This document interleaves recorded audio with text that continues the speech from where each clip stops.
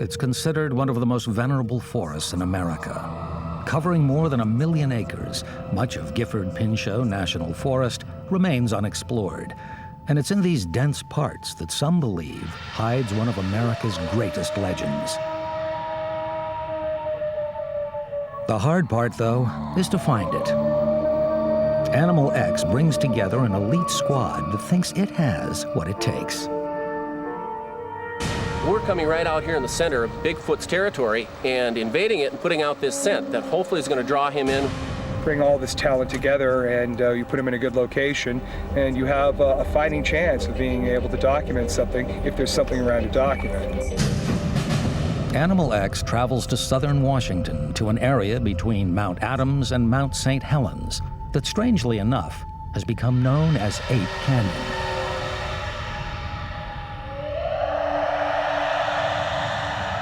We're led by members of the Bigfoot Field Research Organization, or BFRO, made up of professionals from various backgrounds. In the past, they've traveled all over America conducting field research and experiments, compiling evidence on the existence of Bigfoot. This trek is about to become their most revealing to date.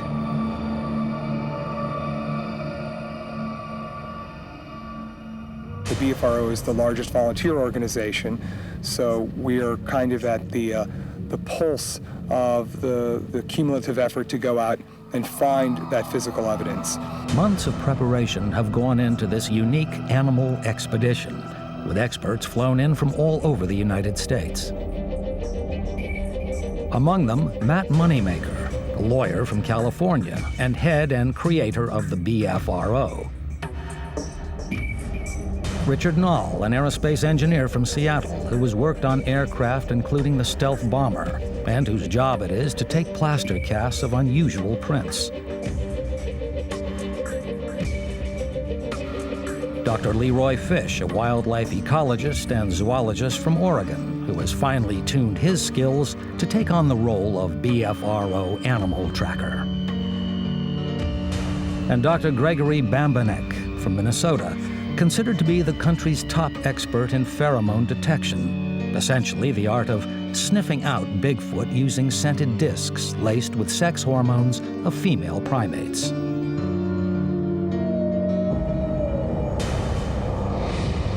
Not only does this team contain a selection of hand-picked experts, it has access for the first time to specialized equipment made available by Sierra Pacific Innovations and Animal X.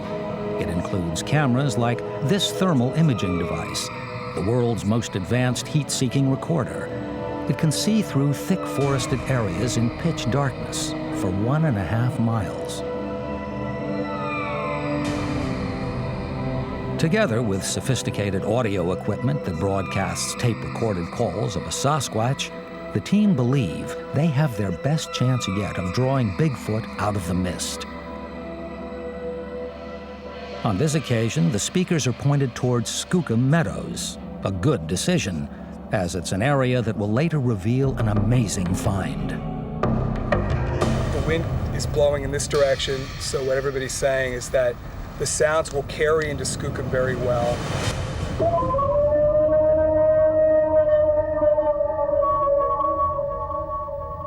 As the team's recorded sounds echo through the mountains, it's time to put the thermal imaging camera to the test. Go ahead, Tom. We're on the hill above your location. We are northeast of your location. So you will scan the camera to the southwest toward us. You got that? Yeah. Okay, 225. What does it sound like there, Tom? We're hearing some stirring right below us. So try another scan at 235 degrees. That's southwest. You got that? It looks like there's a kind of a nebulous glow, but we'll tell them to just be patient. If it moves, I'll let them know. The strange noises and movements continue throughout the night and the following 4 days. Dr. Leroy Fish believes playing the pre-recorded Bigfoot howls has a marked effect on the elusive beast. For me personally, I was pretty skeptical until this week. And 2 nights ago, I sat and listened to an animal override with huge volume, half a dozen coyotes screaming. The sound was completely different, and it was very similar to what we've been broadcasting. Others have heard similar yet distinguishable Bigfoot sounds. One came up and screamed on the opposite side of where we were playing back, and two loud screams. I've heard lots of strange sounds that come out of other animals. This wasn't one of those animals. This was almost exactly like what we were broadcasting out. Another shift and another strategy. This time, the BFRO members lay out fruit in the hope that their night stalker might take the bait. The following morning, the site reveals something extraordinary. We came back around, looking at this again. We were just about ready to leave when we noticed that the rest of this looked like it had hair in it, hair imprints. And finally it dawned on us that this is something that isn't a bear. It sat down on its butt. The team demonstrates the position they believe the creature lay in. From the indentations in the soil, they establish that it was big and heavy, laying down while reaching for the fruit. The excitement of the find filters through the team. A Bigfoot body imprint is a rare find, and the BFRO know it. Okay. We get some tooth impressions. Yeah, right. It's huge. It's absolutely huge. I mean, a lot of footprints have been found, and in some cases a handprint and a knuckle print, but never a lower torso that can be studied by a primatologist. This is one of the first times we may have proof, even without a picture, proof of DNA evidence of a North American ape. Later, Animal X puts the Bigfoot cast to the test with scientific analysis. But first, after the break, we hear a compelling story from a Bigfoot eyewitness who claims to have looked this primitive 8-foot giant in the eye.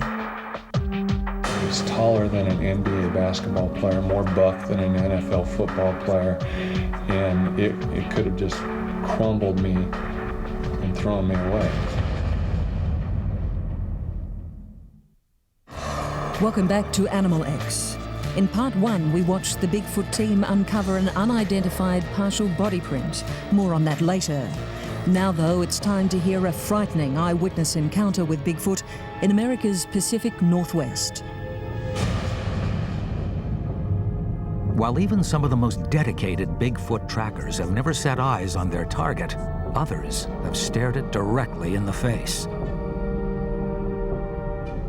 One of the most compelling accounts come from these ancient forests in Oregon. Could they be home to a living Sasquatch?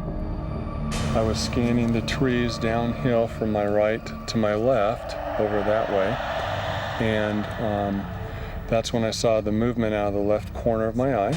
I turned my head real quick, and that's when I saw Bigfoot. Animal X travels south of Portland to the Oregon Caves National Park to meet members of the Johnson family and hear details of their extraordinary close encounter with Bigfoot. It was a perfect summer's morning in July 2000 when Matthew Johnson, a clinical psychologist of 18 years, set out with his wife and 3 young children for a day's hiking. They chose one of the longer trails, 3.5 miles, a road less traveled by visitors. It was on this isolated stretch, the Big Tree Whip Trail, when they suddenly became aware of a strange smell. Dr. Johnson clambered alone to a higher vantage point to investigate. What he found was Bigfoot. It was dark brown to black. It had kind of a pointy cone-shaped back part of its head. It had a protruding brow ridge here, dark skin with hair coming up to it, a flat nose, not a nose that sticks out like mine or yours, but more of a flat nose and lips. It was taller than an NBA basketball player, more buff than an NFL football player, and it could have just crumbled me and thrown me away. The family eventually made it to safety. 2 days after the Johnson incident, Ranger John Roth went to the scene of the sighting. He's someone who believes the doctor's story. I don't think that he made this up. Again, I've had other experiences with other people, and the emotional state that they're in when they actually see these creatures leads me to suggest that whatever they saw, what they saw, they described to me as accurate. The Johnsons are by no means isolated in their experience. In the U.S. alone, more than 4,000 people have reported seeing a Sasquatch. Interestingly, the BFRO print revealed in Part 1 of Animal X was found in similar terrain to the Johnson sighting. Perhaps over time, the two incidents may help prove that a giant hominid creature lurks in these dense forests.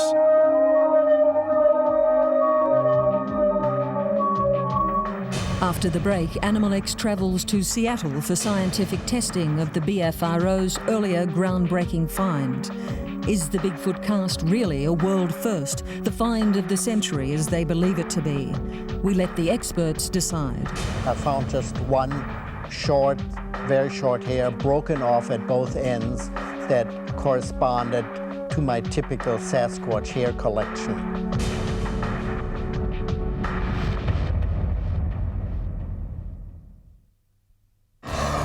Welcome back. In Part 1, we watched the Bigfoot team uncover an unidentified partial body print. Now it's time to ask the experts, could this really be proof of a living hominid creature, an unknown species that shares our planet?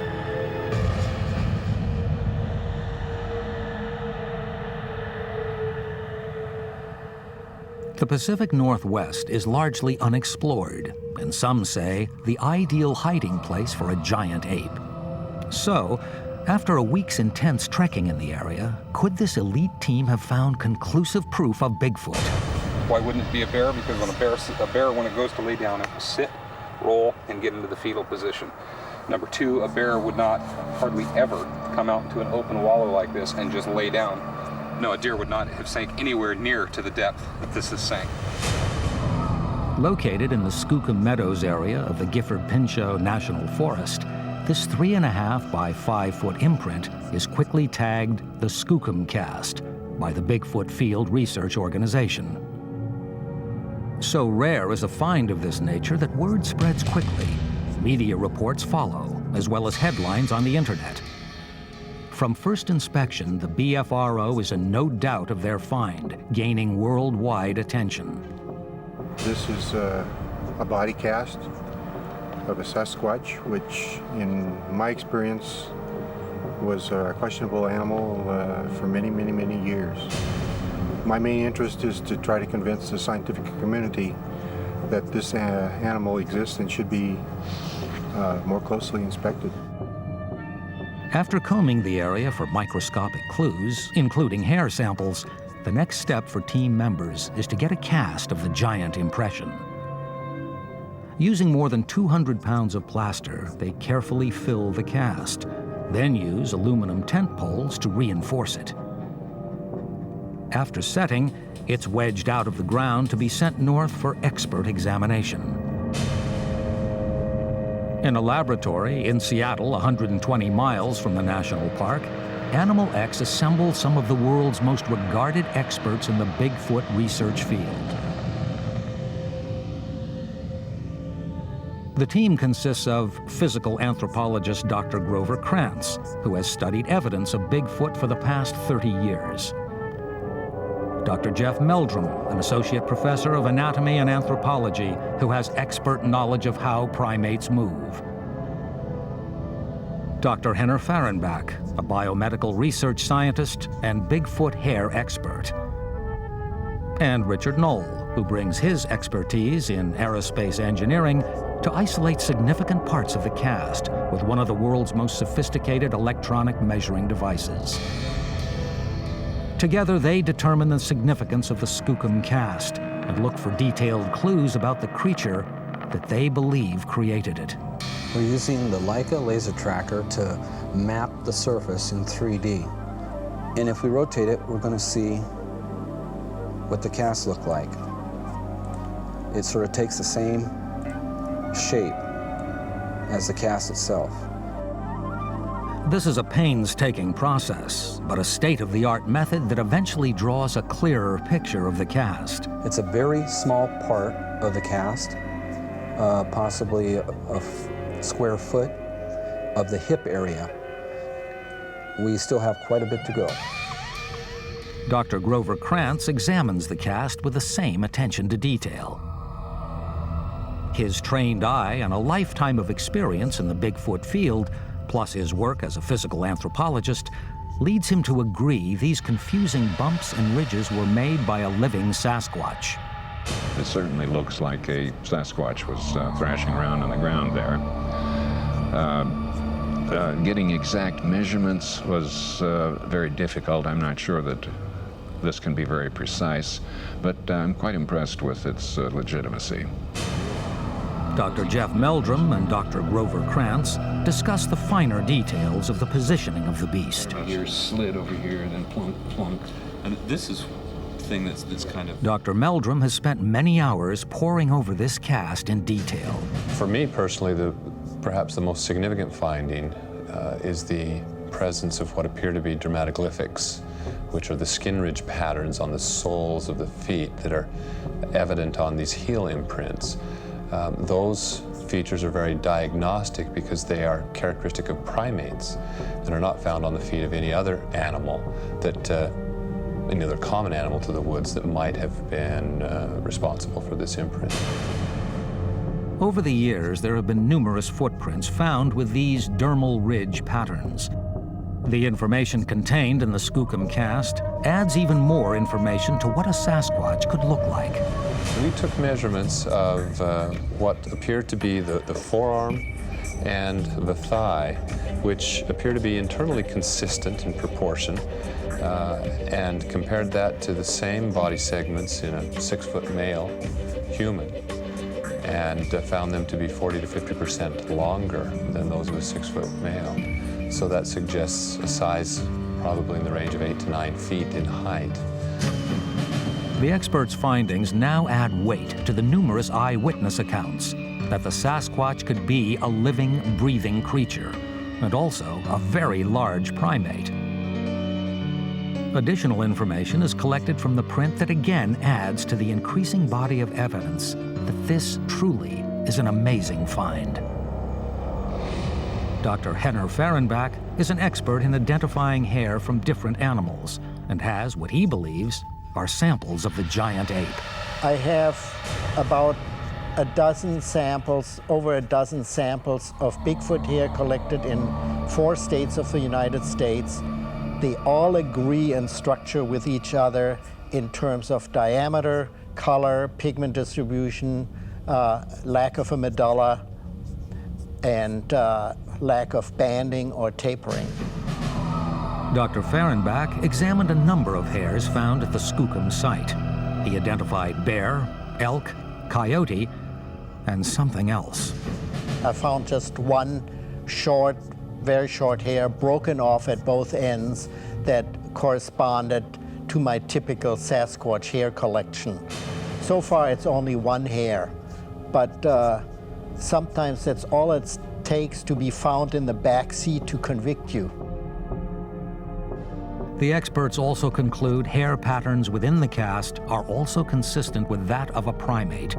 I was extremely impressed by the fine detail of the hair striations, the imprints of the hair on the buttock and the thigh especially, and coursing across the forearm.